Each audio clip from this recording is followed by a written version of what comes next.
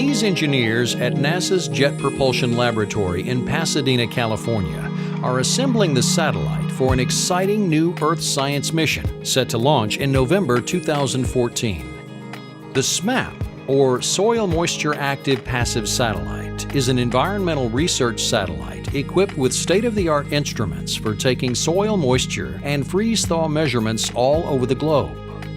The satellite combines two key instruments, an active radar and a passive radiometer, which can provide high-resolution, accurate measurements at a frequency and scale never before possible.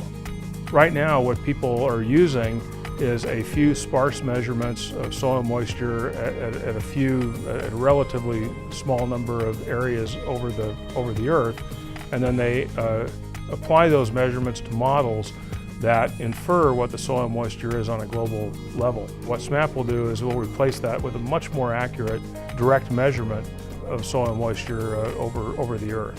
In addition to their scientific value, these data will be immensely valuable for a number of applications, from weather forecasting to disease control.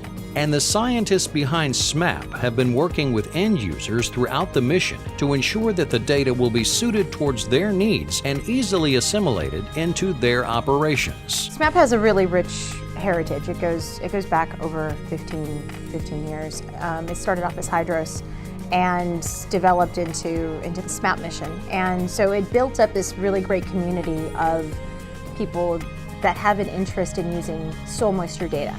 And so that community is known as the Applications Working Group. And from that community, we grew what's known to be as the early adopters. We identified 25 early adopters, and it's continuing. I say 25, but it's continuing to grow. We'll probably have 30 or maybe 40 by the time we launch.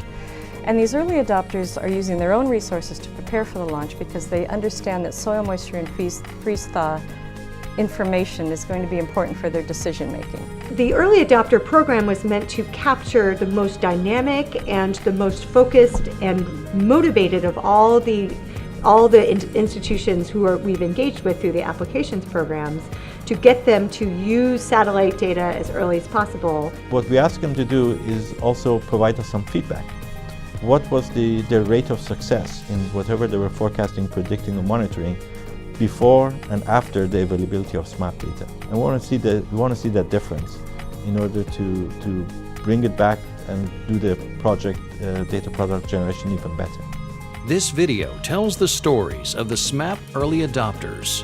This diverse group of businesses, government agencies, and organizations represent the end users for SMAP data, and their collaboration on the SMAP mission ensures the integration of these data into operations that affect our day-to-day lives.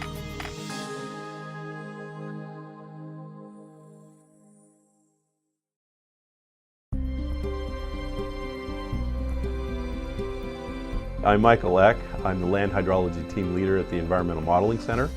We're part of NCEP, the National Centers for Environmental Prediction, and they have a number of centers of which EMC is part. There's also the Weather Prediction Center, the Hurricane Center, Severe Storm Center, and we provide national guidance for the rest of the Weather Service and NOAA with environmental prediction. Weather models definitely need a very good initial condition, because if you don't have a good initial condition, you're starting from the wrong place. So SMAP and other remote sensing products and other data sets that we use that are on the ground, for example, help us to better characterize or better describe what that initial condition of the surface is. So is it frozen or not? Exactly what is the soil moisture? We worry about other things like, is there vegetation, how green is it? There's a number of conditions of the surface that we need to know, and soil moisture is probably one of the most important. Essentially, as our weather and climate models are going to higher resolution, we want to be able to match that resolution with the input data that we get from the remote sensing.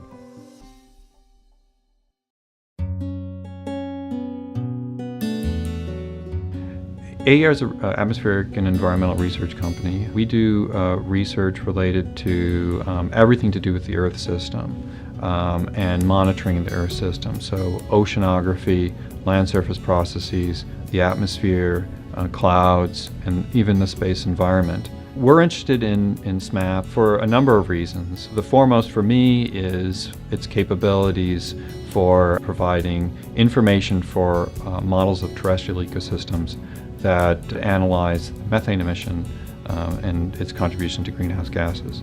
The other reason we're interested in SMAP data is for mapping of large flood events. SMAP is going to have a capability to resolve more details in flood events in a more timely manner. This is important for disaster management, for understanding where aid might be needed and where resources can best be utilized.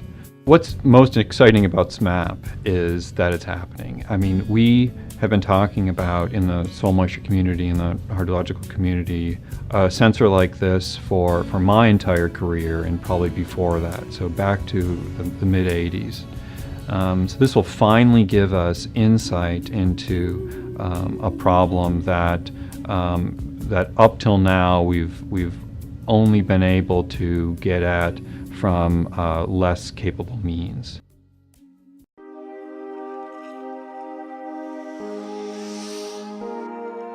The National Drought Mitigation Center is a unique center in that we are the only group in the United States that focuses completely on drought monitoring, drought early warning, drought planning.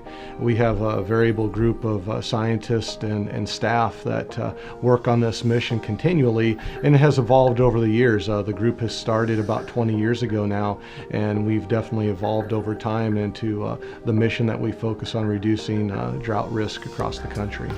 Soil moisture is really a critical component into understanding drought and where it's developing, how severe it is. Traditionally, soil moisture information has been acquired through ground-based measurements or probes in the soil, which are few and far between. So we're interested in SMAP to give us more detailed information on soil moisture variations across large areas and really fill in the gaps between where these sensors are on the ground to give us a more detailed spatial view of how things are changing in the soil over time.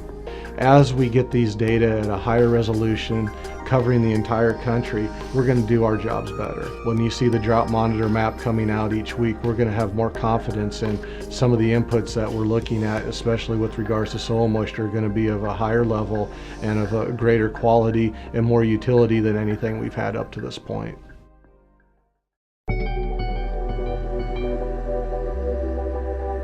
The Cold Regions Research and Engineering Lab is one of 7 labs that belongs to the Engineering Research and Development Center. It is a collection of labs owned by the U.S. Army Corps of Engineers. We became involved with SMAP because we have always been interested in ways to remotely get soil moisture information in areas that we're not allowed to go. SMAP is one of the first new sensors that provides us a strong leap into the future to be able to more accurately and more precisely measure soil moisture. And that soil moisture is real critical for military mission planners when you're talking about soil strength, you're talking about mobility, or you're talking about just water security. The ability to measure that soil moisture from space is very important for military planners. The Army always has to get people and things from one place to the next. And if they have multiple routes to choose from, the soil strength based on the soil moisture, which is provided by SNAP, will say this route is better because it's stronger soil, so you can get more things over in a given amount of time. It's fascinating being on a much larger team and working with these applications to show how critical satellite data is to our weather analysis and our climate system, our climate prediction systems that we all work with.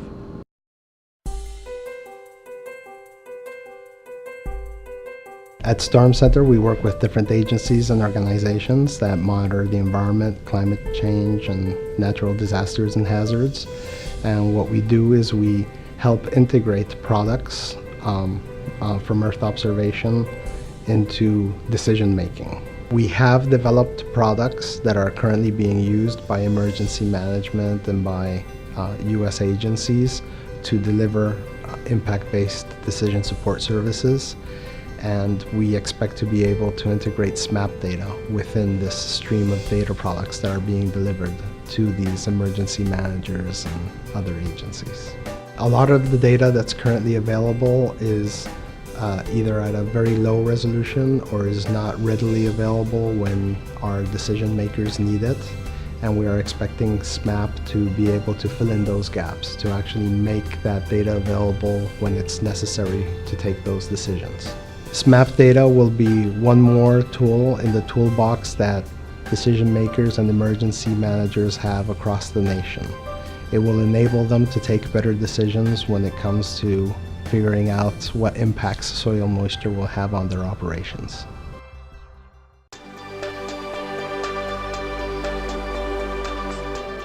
My name is Kyle McDonald. I'm a professor of Earth and Atmospheric Science at the City College of New York. I work with the NOAA CREST Institute at City College and also the Environmental Crossroads Initiative.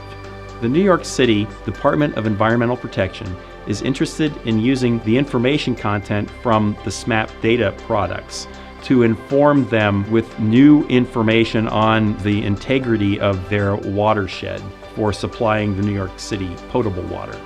As SMAP early adopters, we are working with them to assist them to be ready to integrate SMAP information into their assessment schemes for looking at the quality and amount of water that's available to the City of New York. It's a very new and exciting application for remote sensing science because we'll be able to use this new data set that will be routinely available from space orbit as a new information source to hopefully get an improved understanding of the issues that face providing water supply to growing populations.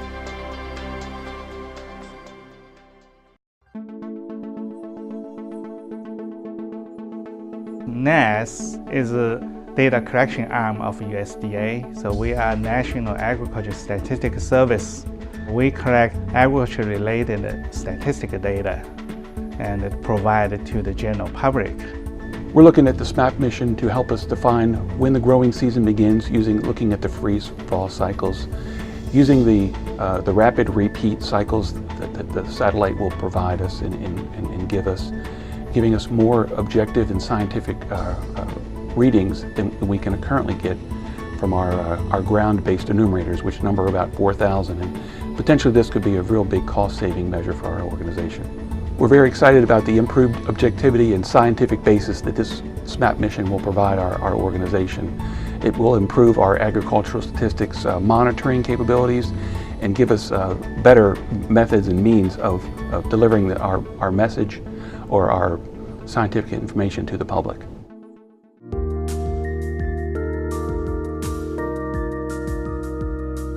The IRI is a research institute hosted by Columbia University that seeks to help society understand, anticipate, and manage the impacts of climate variability, particularly in the developing world.